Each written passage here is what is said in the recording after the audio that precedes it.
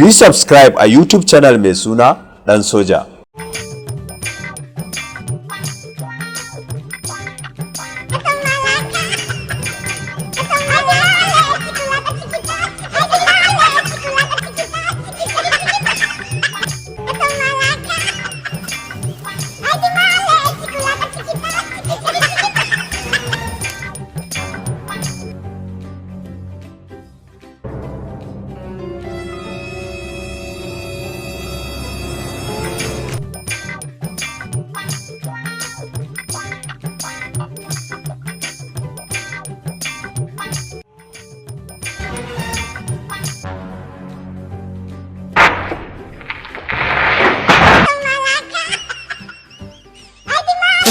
Maganinka bacci kan na gaba kai burgo maganinka ka ba ka jiki ko ba da ni dakin da ma na shige dakin da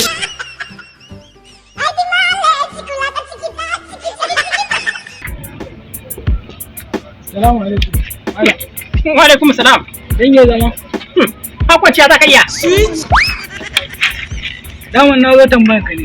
To Allah sana sani. Dan ya zuwa kasuwa bari. A wanda za ka yi cirewa.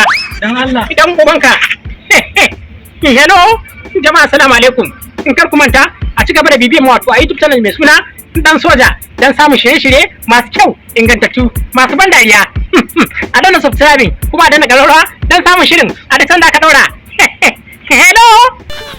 Kai, kullum sai shaye-shaye yanzu ma ka sha abin da ya fi karfin ka ko? Yawa kai da kunya ne. Kunya? Kai ni na ka gama magana ni san kai. Allah shirye ka. Na kun yi dumame na gida. Ban yi ba. Tun ɗazu ina ta neman ka, kana ji? Akuyar gidanmu ne. Barna take a makwabta. Yanzu ana so a samu mai hankali, mai biyayya. Biyar da aka yi akuyan gidanku ta fara TikTok ne. Saboda da zaran yan matan yanzu sun fara TikTok za ga sun fara aukacewa. Ku kwace wayanta kuma ta aure. Shine kawai. Gaskiya ka sha abin da ya fi karfin ka. Ne. Tashi kuwa?